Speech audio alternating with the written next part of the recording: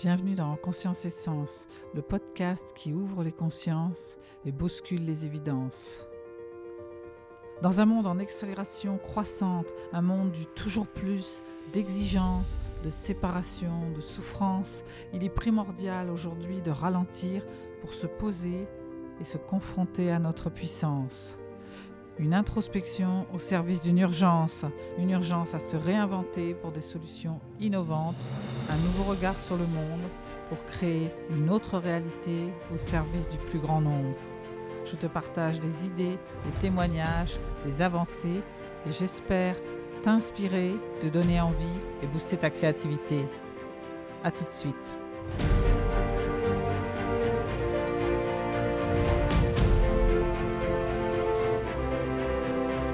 Dans l'épisode précédent, je vous parlais de l'amour de soi pour l'offrir au monde, c'est-à-dire comment, avant d'être disponible pour l'amour de l'autre, je dois d'abord développer mon amour de moi-même en fait, l'amour de soi.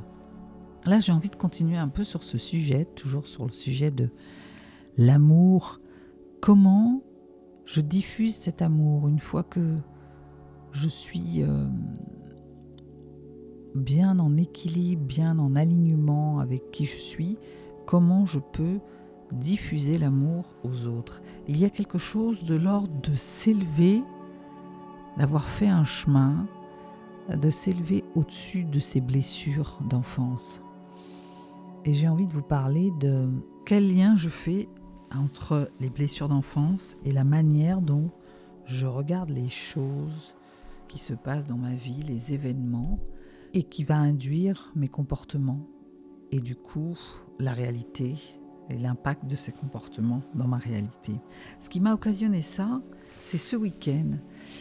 J'ai fêté mon anniversaire et j'avais invité toutes les personnes, enfin une grande partie, il en manquait quelques-unes, mais une grande partie des personnes que j'aimais vraiment. Il y avait là des personnes du coup de mondes différents qui ne se connaissaient pas, certaines ne s'étaient jamais rencontrées. J'étais heureuse de les avoir avec moi, je mesurais la chance de les avoir avec moi, mais mon intention profonde était de faire que ces personnes se rencontrent, que mon plus beau cadeau d'anniversaire serait que ces personnes qui ne se connaissaient pas à la base se rencontrent et puissent au moins savoir un peu plus qui elles étaient et entrent en connexion avec l'autre plus ou moins grande, plus ou moins forte, plus ou moins pérenne. Mais que le temps du week-end, il n'y a eu personne qui soit resté seul sur le bas-côté. Parce que j'en ai souvent soupé de ces fêtes où on est invité et où on passe un temps certain près du bar à attendre qu'il se passe quelque chose et en n'ayant pas le courage, l'envie, le moteur pour aller à la rencontre des autres. Ce fut assez réussi, j'ai mis en place, on a fait un jeu ensemble, j'ai mis les conditions pour que les gens, les personnes se détendent et aillent à la rencontre. Donc j'avais fait des équipes de gens qui ne se connaissaient pas et qui commençaient dans le plus naturel, en fait, c'est de retrouver un peu l'enfant intérieur dans le jeu. Et ça a tellement bien fonctionné qu'en fait, les gens déjà ont passé un bon moment et puis ils ont connecté ensemble. Et ils ont tellement connecté qu'à un moment donné, je n'y étais presque plus. Il y avait quelque chose de l'ordre de... Mon ego me disait tu vas être la fête de la soirée, la reine de la soirée. Et finalement, j'ai vu que les gens connectaient ensemble et presque comme s'ils n'avaient plus besoin de moi. Je les ai vus se mettre ensemble, discuter ensemble. J'ai vu ça parce qu'à un moment donné, il fallait s'installer sur des tables et je pensais me mettre un peu au milieu. Et puis ils se sont tous installés ensemble et il n'y avait plus de place pour moi. J'ai dû me mettre sur une autre table et tout d'un coup, je me suis sentie, mais l'espace de quelques secondes, comme s'il n'y avait pas besoin que je sois là. Et tout d'un coup, c'est venu me dire, mais comme si je me sentais un peu rejetée, j'étais en train de cogner sur une blessure. Et pour vous illustrer ça de manière plus construite. Je vais vous lire un extrait du livre de Guylaine Pourret, « Libérez-vous des 5 petits tyrans », et qui parle de ces blessures d'enfant justement, celle de se sentir rejeté. Vieille comme le monde, la peur d'être exclue, rejetée ou abandonnée par le clan familial, entre autres, est commune à tous les enfants qui participent au grand jeu de la vie. À l'issue d'une fête de famille, chez ses grands-parents, les parents de Françoise, ses frères et sa sœur ont repris la route pour rentrer à la maison. Dans l'effervescence, ils ont oublié la petite Françoise de 2 ans et demi. Le temps de faire demi-tour, après s'être rendu compte qu'elle manquait à l'appel, 3/4 d'heure se sont écoulés avant que ses parents ne la récupèrent. Ce jour-là, quand bien même elle aimait sa grand-mère et que cet amour était réciproque, même si ses oncles ont fait de leur mieux pour la réconforter et pour lui assurer que papa et maman ne manqueraient pas de revenir, la petite Françoise s'était sentie abandonnée. Notre ego saute sur ce genre de situation pour tirer des conclusions qu'il enregistre illico presto dans le disque dur de sa mémoire. Si mes parents m'ont abandonné, c'est qu'ils ne m'aiment pas. S'ils ne m'aiment pas, c'est que je ne suis pas aimable. Il y a donc quelque chose de mauvais en moi. En conséquence, pour me sentir aimé, je dois développer les stratégies les plus à même de susciter la sympathie et la compassion des autres afin que jamais plus je ne me sente abandonné. Qu'elles aient été activées dans cette vie-ci ou qu'elles figurent à la page défi de notre agenda de vie depuis plusieurs incarnations, il ne s'agit pas d'identifier l'origine de nos blessures d'enfance, mais c'est pas tant ça que d'en prendre conscience en s'appuyant sur les schémas de souffrance répétitifs que l'on attire à soi. Les blessures d'abandon et de rejet, parce que non conscientisées et non guéries au cours de ses précédentes incarnations, attirent dans sa vie des schémas de souffrance similaires à ceux éprouvés dans ses vies précédentes, autant de personnes, de circonstances et d'événements qui, pour les mettre en lumière, tournent le couteau dans les plaies de ces blessures d'enfance.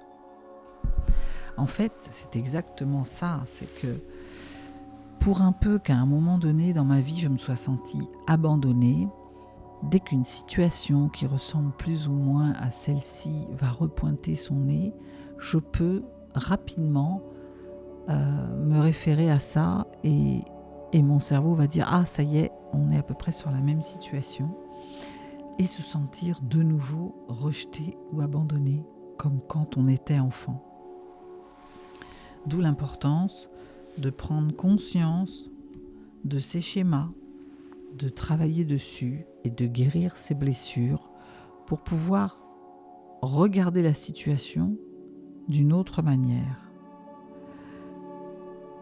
Quand j'ai regardé mes amis s'installer ensemble, se précipiter pour s'installer ensemble et que je n'avais plus de place, après le premier réflexe de c'est ma fête mais il m'abandonne, tout de suite après derrière est venu un regard plus large sur la situation, de me dire mais non, ils sont venus pour toi en fait. Je me suis rappelé qu'ils étaient venus pour moi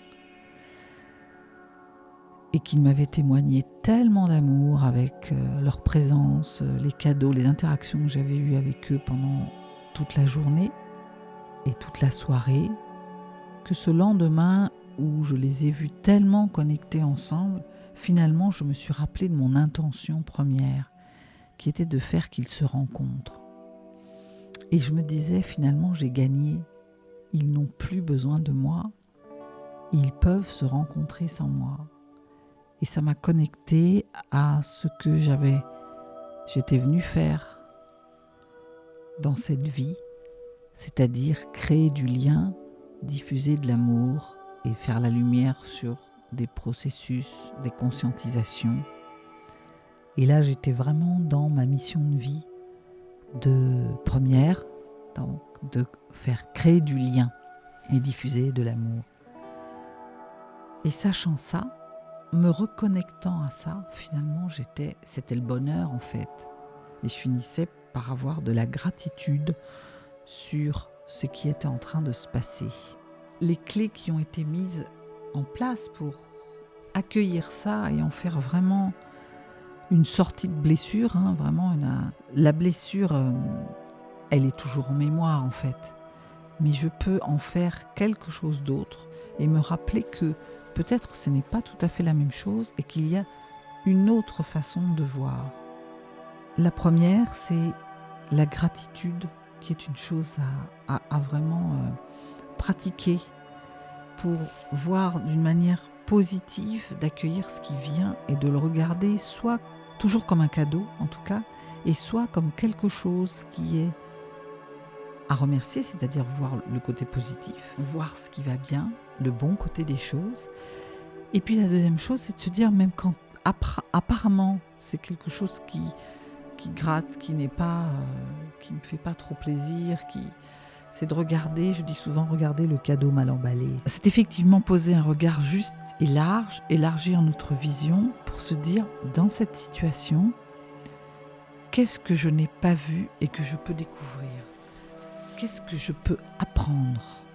Et c'est en ça que c'est un cadeau, alors mal emballé parce qu'a priori il s'annonce comme une situation compliquée, difficile, comme par exemple cette table où tout d'un coup j'ai envie d'aller pendant ce week-end et où il n'y a plus de place et où je peux me dire je peux me sentir rejetée et où finalement je regarde ce qui se cache derrière et ce que j'apprends, c'est que en fait tout le monde a bien connecté, tout le monde s'est rencontré.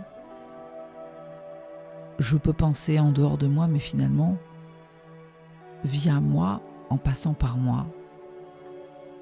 Et je peux lâcher ce moi et regarder ce qui se passe, de ces liens qui commencent à se tisser hors de moi et finalement servir mon intention de diffuser de l'amour et de créer du lien. Voilà, alors je terminerai par cette question. Rituellement, j'ai envie de vous dire, revisitez les moments de ces derniers jours, listez, regardez ce qui s'est un peu passé et élargissez votre vision et notez ce que vous voyez. Qu'avez-vous appris ? Quel était le positif dans cette situation ? À côté de l'ombre, il y a toujours la lumière. Vous pouvez vous amuser à noter aussi 3 éléments pour lesquels vous remerciez la vie dans ce que vous avez vécu ces derniers jours ou ces dernières semaines ou ces derniers mois. Sur quoi êtes-vous en gratitude ? À force de pratiquer la gratitude, ça permet vraiment de systématiquement, plus naturellement, plus comme un réflexe, de regarder les situations, même quand elles apparaissent compliquées, de savoir qu'elles ne sont pas là par hasard, qu'elles viennent vous dire quelque chose et que, quelle que soit cette chose, vous êtes déjà en gratitude de l'avoir reçue.